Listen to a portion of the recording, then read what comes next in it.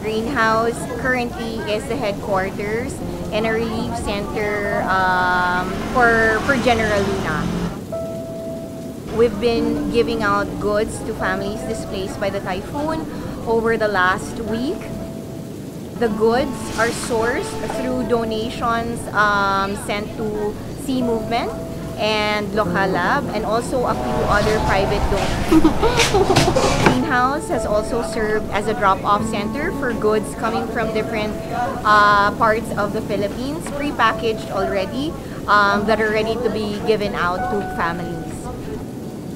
We've given food to approximately 1,300 families, and as a way to track and make sure that we give goods to as many families as possible, we've asked them to put their thumb mark on a piece of paper to ensure that we give we reach as many families as possible.